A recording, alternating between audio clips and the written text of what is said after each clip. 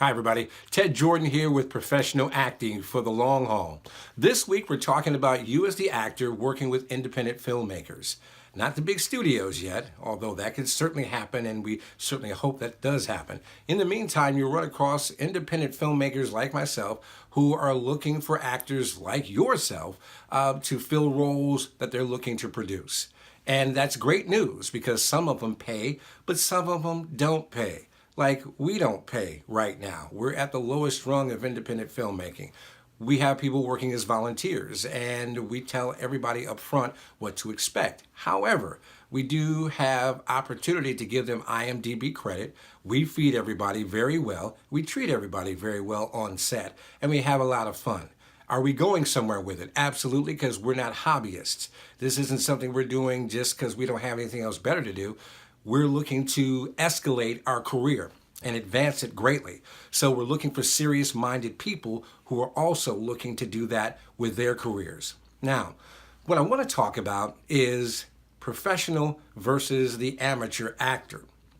Now, the professionals are always looking to be trained, more and more training, more and more information about what's going on within the industry, more and more information so you can be well-rounded and understand what is required of you as the actor. No matter what the market, you know how to respond and you know how to meet those requirements. Amateurs, they see opportunities like ours, for example. People aren't being paid, so they're like, oh, I want to be an actor. And, they'll apply, but they don't have a resume. They'll apply, but they don't have a headshot. I had a cohort of mine who's also an independent filmmaker, same boat that we're in, and he said that someone had the audacity to shoot him an audition from a Chuck E. Cheese. Yeah, a Chuck E. Cheese.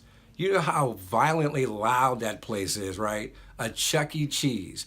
That's the difference between an amateur who has no skill level whatsoever in reference to understanding what is required in this industry versus a trained professional actor. And I mean trained before you even get your first paycheck. You're trained up here. You know what to expect and what is expected of you as a professional before you even get started.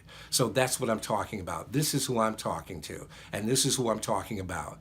Now, if you want to be considered a real actor, then you need to understand what the requirements are for that in order to happen. Training is a big part of it. I believe in training. Training is important, and it's also important for you to know who you are being trained by. All right. Now, independent filmmakers, very important people because they're not interested in being a part of the Hollywood system. Most aren't because they're looking to distribute themselves. And that used to be taboo years and years ago, but not anymore. With the advent of all the technology, the video on demand, the streaming and everything like that, it makes it much easier for folks like myself to be able to distribute the content and get paid for it. So that's why we work very hard. That's why we're looking for people who are also working hard and are serious about their career. That's who we want to get married to. All right, so the independent filmmaker. Now, what you want to know, how long are you going to be on set for? Some that I've heard the nightmares on because it's non-union and they figure they can keep you on set forever and a day, 16, 17 hours, and, not get a break and whatnot. If you can't get it done in 12 hours, as the union statute has, then something's not right, okay? So if you're working, especially if you're working for free and you're not getting paid for this and they can't get it together in 12 hours in a day's time and get something shot and get several things shot, something's not right. So before you even, latch on with this production, make sure that you know how long they're expecting you on the set, or even more so, how long you're going to give your time on set, especially if you're talking about not getting paid. So again, you want to be assertive, but not a jerk about it. There's a difference, okay? Also, are there going to be meals? If there's going to be a 12-hour day, they should probably have breakfast, lunch, and dinner. Now, I've done studio work, and they've done it. They've done exactly that. Got their own set, breakfast, lunch, dinner, and craft services.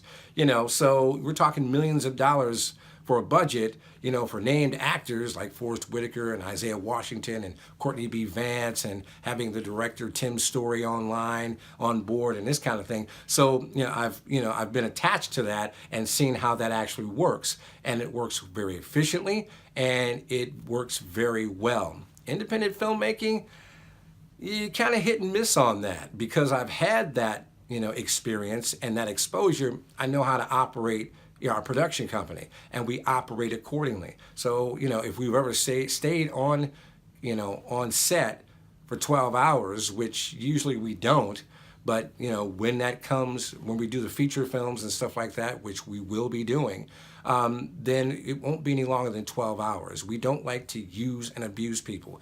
And in this industry, there are people who are willing to do that to you if you let them. Now, if you're getting paid, I would say again, negotiate that rate, because if it's non-union and they're only paying you, for 12 hours, and then after that, what happens after that? Ask the important business questions. What's going on? What's going to happen? And where's the project going?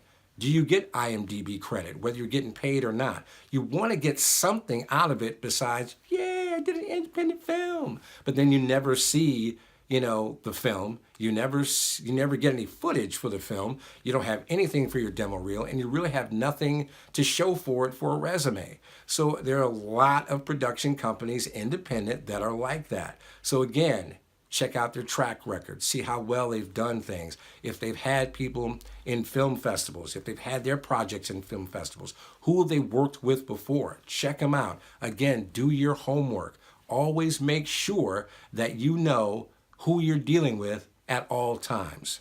All right? Now, I hope this has been helpful to you. If you have any questions at all, any comments, by all means. And I want to take a moment to congratulate one of our viewers, Joseph, out of New Orleans. He just got a speaking role on, come on, what's the name of that show? NCIS New Orleans. They shoot it in New Orleans, and he just got a speaking role there, a couple of lines. Congratulations to him. Kudos to him. A lot of hard work, a lot of effort went into that, and congratulations to you, Joseph, on a job well done. Again, if you have any questions, comments, anything along those lines, please, by all means, get a hold of us. And if I can answer the question, I certainly will. And I'll do my very best to get back with you in a timely fashion.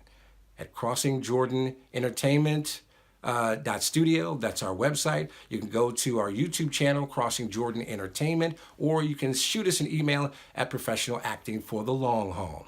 Have a great day, and we'll talk to you soon.